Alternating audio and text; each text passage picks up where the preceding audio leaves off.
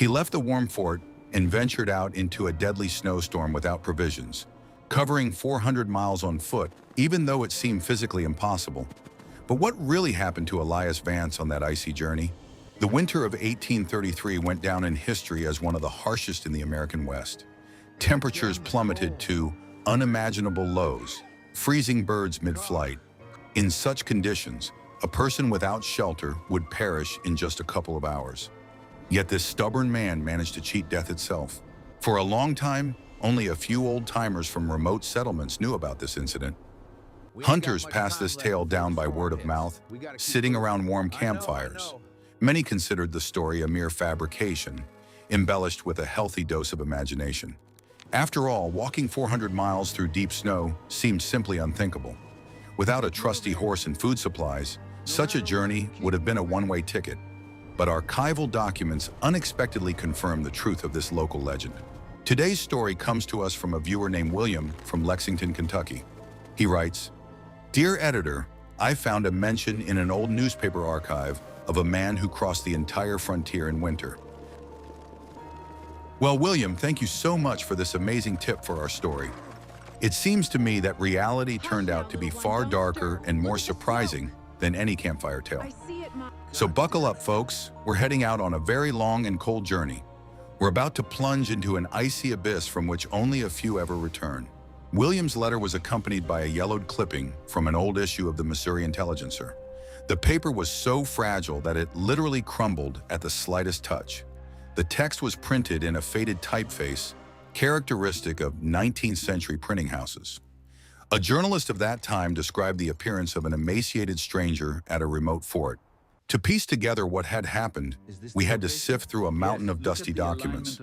We studied the travel journals of arms dealers who worked in that region. We analyzed reports from military patrols and the records of missionaries. As our investigation progressed, striking details of the hero's life began to emerge. Elias Vance was no Superman or professional Army scout. He was an ordinary man forced to fight for his family's survival. Our story takes place in December 1833. The setting is Fort Clark, located on the high bank of the frozen Missouri River in North Dakota. In those days, this fortified trading post seemed like the only bastion of civilization for hundreds of miles around. Inside the high log palisades, the harsh but lively bustle of traders and hunters was in full swing. Smoke from dozens of stoves rose into the gray winter sky, creating an illusion of coziness.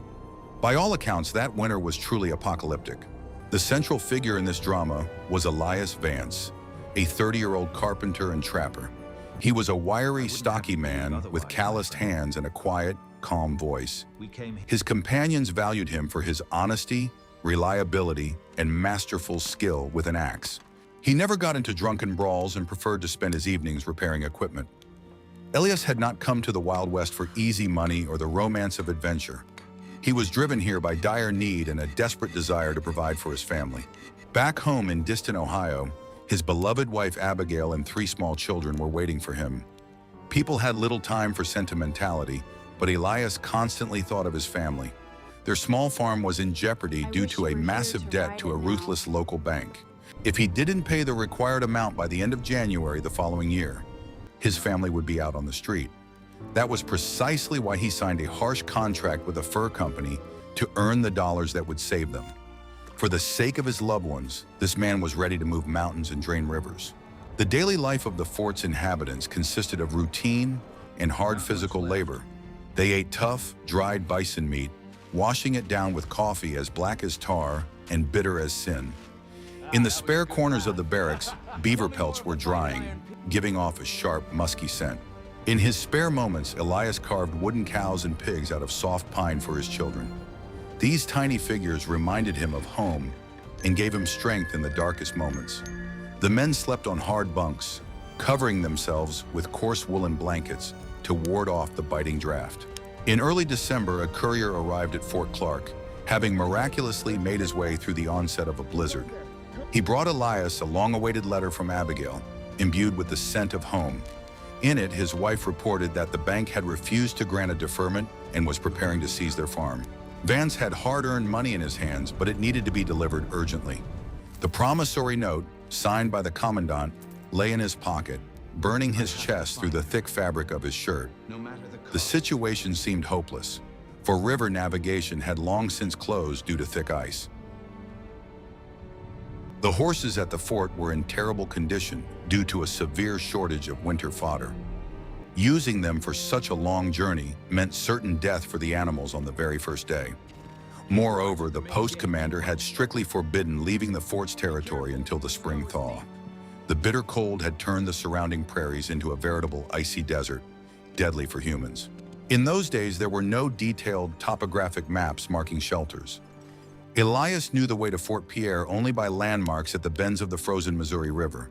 He would have to go blindly, relying solely on his intuition and experience as a trapper. Any deviation from the route could lead him into the camps of hostile Native Americans. The tribes were emaciated by hunger and showed no mercy to lone white strangers. Every mile held a deadly threat, leaving no room for even the slightest mistake. On December 14, 1833, dawn never came. The sky above Fort Clark was thick with leaden clouds, from which fell ice pellets as fine as glass. The thermometer hanging in the manager's office had frozen at 40 degrees below 0 Fahrenheit. Breathing such air was painful. It burned the lungs and instantly turned vapor into frost on one's mustache. It was on this bleak morning that Elias Vance stepped out into the fort's courtyard with a tightly packed knapsack. His appearance caused bewilderment among the few people who had ventured out of the barracks. Two men stood at the gate, and they would remember this incredible moment forever. The first was Fort Manager James Kipp, wrapped in a luxurious bearskin coat. The second was the well-known fur trader Lucien Fontenelle, whose face was covered in deep scars. They stared in amazement at Elias, who was calmly tightening the straps on his wide snowshoes. Vance looked as if he were setting out on a routine morning walk to gather firewood, not to certain death. The man was dressed in several layers of coarse woolen cloth and deerskins, carefully bound with ropes. James Kipp blocked his path, his thick gray eyebrows furrowed menacingly. "Buddy, you're out of your mind if you think I'm going to let you open those gates," the manager barked. Elias slowly looked up and replied quietly but firmly, "It seems to me that my family is more important than your rules." Lucien Fontenelle tried to intervene, warning of gangs of horse thieves and hungry packs of wolves, but Vance simply pushed them aside, clutching his only possession, an old rifle in his hands. There was such unshakable confidence in his stance that even Kipp involuntarily stepped back. Elias didn't look back, so as not to give doubt a single chance to creep into his mind. He knew that if he looked at the warm smoke rising from the fort's chimneys, he might not find the strength to go on. The clock on the fort's tower boomed 8 o'clock, marking the start of this mad marathon. The frost immediately began its deadly assault, trying to penetrate Vance's layers of clothing. Every opening in his gear became a target for the icy needles of the merciless north wind. Elias pulled a thick woolen scarf over his face, leaving only a narrow slit for his inflamed eyes. His eyelashes instantly froze together, forcing him to blink constantly so as not to go completely blind. Breathing was an immense struggle. It felt as if broken glass had been poured into his chest, but he stubbornly kept moving his snowshoes, heading strictly south. The physical strain during the first few hours of the journey was simply colossal and unbearable. His unaccustomed leg muscles burned like fire from constantly lifting the heavy snowshoes over the snowdrifts. The backpack with supplies pressed down on his shoulders, forcing the man to bend lower and lower toward the ground. The fort's inhabitants stood at the gate for a long time, gazing into the raging storm behind them. James Kipp spat angrily into the snow and ordered the heavy oak bolt to be locked tight. He was absolutely certain that the stubborn carpenter wouldn't last even 2 days in such conditions. Lucien Fontenelle silently crossed himself, mentally bidding farewell to his old fellow craftsman. A heavy silence hung over the barracks, broken only by the crackling of wood in the blazing stoves. No one believed in the success of this desperate venture, considering Elias a voluntary suicide. Thus began a journey that would forever change people's perception of the human body's capabilities. 400 miles separated Elias from the safety of Fort Pierre and the long-awaited receipt for his debt. Ahead of him lay 47 days of unimaginable torment, starvation, and teetering on the brink of madness. None of those who remained in the warm fort could even imagine what this daredevil would have to go through. The event that occurred on that frosty morning was merely a prelude to a true epic drama. Rumors spread faster than the creaking of wagon wheels on the rocky frontier roads. In Fort Clark itself, Vance's act provoked an immediate and highly heated reaction. Riverside residents were placing bets on how many days it would take to find his frozen body. Many condemned Elias, calling him a selfish man who had left his wife a widow for the sake of foolish pride. Others secretly admired his reckless courage and his faithfulness to his promise. The atmosphere in the settlement grew tense, with people constantly arguing by the saloon's warm fireplaces. The second layer was the reaction of the neighboring Indian tribes once the storm had subsided somewhat. Sioux scouts patrolling their territories came across strange, solitary tracks. They told stories around the campfires of a mad white man walking to his certain doom. The Native Americans believed that an evil spirit had taken possession of him, forcing him to wander through the frozen wilderness. Some tribes even performed rituals to drive this specter away from their camps. The story became embellished with mystical details, transforming the carpenter into a legendary figure. By January 1834, the story had reached the major cities of the East. Eyewitnesses from the fort relayed the tale via the very first courier dispatched to St. Louis. Newspapers seized on the story, printing sensational headlines about the ice wanderer. Journalists demanded that the authorities send a rescue expedition, though this was absolutely impossible. Company officials merely shrugged their shoulders, refusing to take responsibility for an employee's unauthorized action. The public waited with bated breath for any news from the snow-covered West. Meanwhile, extremely strange and inexplicable events began to occur along the route itself. A month later, a group of traders discovered an abandoned camp where someone had clearly spent the night in the snow. In the fire pit, they found a melted shirt button that could only have belonged to Elias. However, there were no traces of food supplies or hunted game anywhere nearby. How could a person have sustained himself for so many days without proper, substantial food? This mystery only fueled interest in the fate of the missing daredevil. The tension grew with each passing week, bringing only more unanswered questions. In February, hunters found a broken snowshoe, skillfully bound with a piece of rawhide. Nearby, a cross and a number indicating the number of miles traveled had been carved into the tree bark. The find was located 200 miles from Fort Clark, which shocked even the most experienced trackers. Surviving so long in the heart of an endless winter seemed to defy all laws of physics. People began to suspect that some dark secret lay hidden here. Soon, even more disturbing and frightening evidence of his presence on the route emerged. A patrol stumbled upon the carcass of a frozen wolf, from which a piece of meat had been neatly cut out. The animal had clearly died in a struggle, as the snow nearby was heavily splattered with frozen blood. But the human tracks continued their relentless path southward, never veering from a straight course. Society split into two irreconcilable camps in the debates over this incredible incident. Some believed that Elias had long been dead and that the tracks belonged to a cunning Native American thief. Others believed that love for his family had endowed the man with supernatural strength and endurance. His wife Abigail, receiving the newspapers, prayed every day in her cold cabin. Bankers in Ohio rubbed their hands together, preparing to put her farm up for auction. Time was working against our hero, and every day that passed brought disaster closer. By the end of January, the weather had become even more unpredictable and violent, as if it had gone mad. Rare sunny days were followed by fierce blizzards that completely buried the old trails. In Fort Pierre, the final stop on his route, a sense of anxious and heavy anticipation reigned. The post commander had received a dispatch from the north about a mad carpenter making his way toward them on foot. Every day, the soldiers scanned the white emptiness of the prairies, waiting to catch a glimpse of Elias's ghost. And then on January 30th, an event occurred that shook the entire civilized world. On the outskirts of Fort Pierre, sentries spotted a strange, hunched figure slowly wandering toward the gates. The man could barely move his legs, leaning on a long, homemade stick, as if he were an old man. His face was a solid black mask of frost-bitten skin and dirt.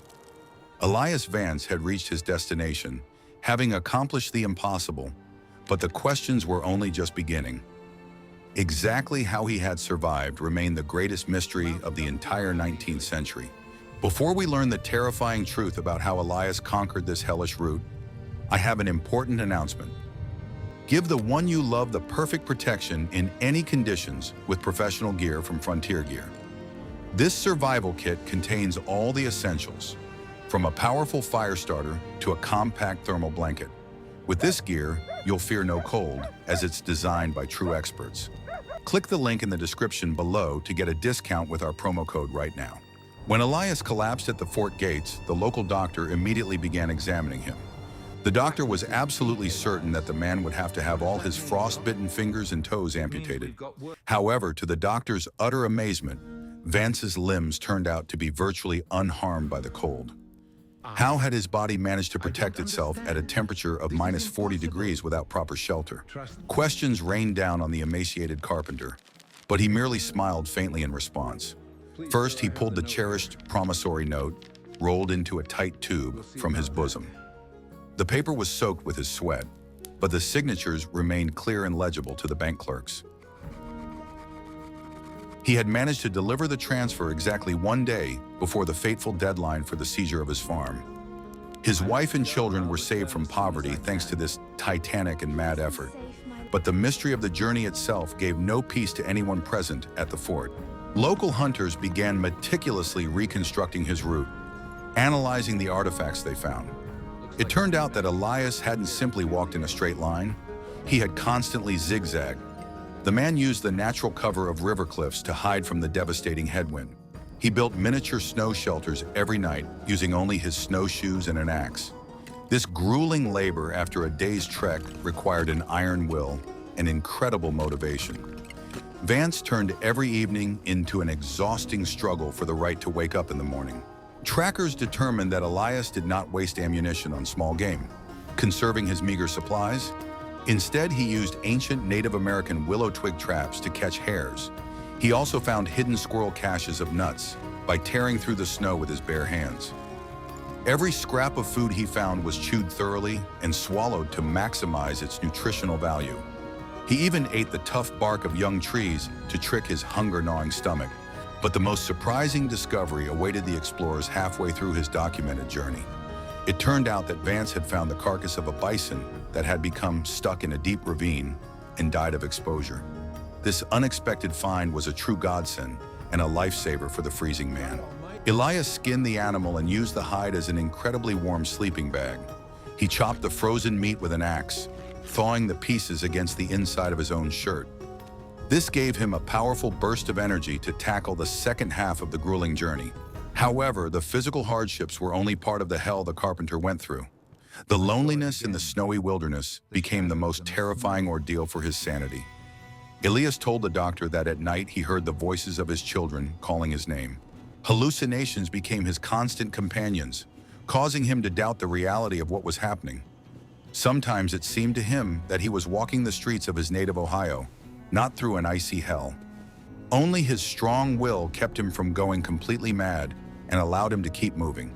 As soon as Elias had recovered somewhat, the endless interrogations and examinations began. The commander of Fort Pierre could not believe that a man had walked all the way there without any outside help. Journalists began flocking to the fort, ready to pay any price for an exclusive interview. People craved sensationalism, sordid details, and revelations about this incredible feat. Elias's story became overgrown with the most absurd speculations and wild hypotheses. The time had come to sort through these rumors and find out what really happened. And so, debates about this continued for several decades in saloons and on farms. People put forward all sorts of theories, sometimes utterly fantastical, about Vance's journey. The first version claimed that friendly Mandan Indians had helped the carpenter survive. Allegedly, they secretly accompanied him the entire way, providing him with food and warm clothing. Skeptics argued that a lone white man simply could not have crossed their territory unnoticed. For a long time, this theory remained the most popular among city dwellers on the East Coast. The second theory was less romantic and accused Elias of outright crime. Malicious tongues whispered that he had stolen a horse from some hapless lone hunter. A third hypothesis suggested that Vance had stumbled upon a trading company's cache in the prairies. Such caches of provisions were sometimes set up for emergencies, but their locations were kept strictly secret. People believed that Elias had found barrels of salted meat and gunpowder, which saved his life. But if you really want to know the truth, here's what actually happened.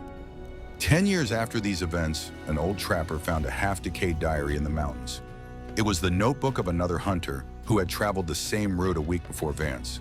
That poor fellow couldn't withstand the cold and perished, but before his death, he described his journey in detail. It turned out that he had made small caches of food, hoping to return for them later. It was these very life-saving caches that Elias Vance stumbled upon quite by accident. But this didn't happen because Vance was deliberately searching for someone else's supplies. It was because, as an experienced tracker, he intuitively chose the same spots to spend the night. The logic of survival on the frontier dictated identical solutions for setting up snow shelters. Elias found hidden pieces of bacon and crackers at the very moments when his strength was running out. This coincidence, bordering on a true miracle, became the key to his incredible survival. Fate seemed to extend a helping hand to him through the hands of a long-dead comrade. This discovery caused a real sensation among historians and fans of the Wild West. It did not diminish Elias's heroism, for he still had to endure unimaginable suffering. But the diary shed light on the mechanism of how exactly he managed not to die of exhaustion. Vance had never spoken of these caches because he himself did not understand their origin. He considered them a gift from heaven or offerings from the local Native American spirits who had taken pity on him. This secret lay buried in the snow for a whole decade, waiting for its moment of serendipity. When Elias was shown this old diary, he remained silent for a long time, wiping away a single manly tear. He finally understood to whom he owed his life and the well-being of his beloved family. The carpenter ordered a beautiful wooden cross and personally placed it on the grave of that nameless hunter. It was an act of the deepest respect for a man whose tragedy had turned into salvation for another. The frontier often intertwined people's fates in the most bizarre and cruel ways, and this story became one of the most striking examples of such a deadly interconnection. Later, Elias returned to Ohio to his wife Abigail and their grown boys. They kept the farm and lived a long, happy life, despite the nightmares they had endured. Vance never left his home in winter again, nor did he ever pick up snowshoes. He opened his own carpentry shop, renowned for the finest furniture in the entire county. But at night, when the wind howled outside the window, he returned again and again to that snowy wasteland. The memory of the icy hell of 1833 remained with him forever. This story raises many profound philosophical questions about the role of chance in our lives. If the dead hunter hadn't left those caches, Elias certainly wouldn't have made it to the fort. If Vance hadn't known how to read tracks, he would never have found those hidden scraps of food. All these coincidences came together in a perfect chain of events, allowing an impossible miracle to happen. Is a person capable of controlling their own destiny, or are we all merely pawns in the game of the elements? This question remains open for anyone who studies the history of the settlement of the Wild West. Today, Elias's route can be driven in a warm car in a few comfortable hours. You can drink hot coffee, listen to the radio, and not think about the deadly cold outside the window. But every time you drive across these plains, it's worth remembering those who walked here on foot. Their courage and despair are forever etched into the frozen earth of these endless prairies. Is it possible that some of you watching this right now possess the same strength of spirit? Would you have the courage to step through the gate towards certain death for the sake of your loved ones? That's the way it is, my friends. Now you know the rest of the story of Elias Vance and his insane ice marathon. This tale reminds us of just how fragile and yet how strong human life is. We often underestimate our capabilities, hiding behind the comforts of modern civilization. But in a critical situation, when the fate of loved ones is at stake, a person is capable of performing miracles. Elias proved that love and a sense of duty can warm you even in 40-degree frost. If you have similar family legends or archival finds, please be sure to send them in. I take great pleasure in reading every story sent to my email. Your support helps the channel grow and create ever higher quality content. Together, we are creating a unique encyclopedia of human courage and survival on the brink. Don't hesitate to share even the shortest, or, at first glance, seemingly insignificant facts. After all, it is these small details that come together to form the grand picture of our shared past. And as always, don't forget to like and subscribe to our channel. It's the best reward for the long hours spent in dusty historical archives. Click the bell icon to be the first to know when new exciting investigations are released.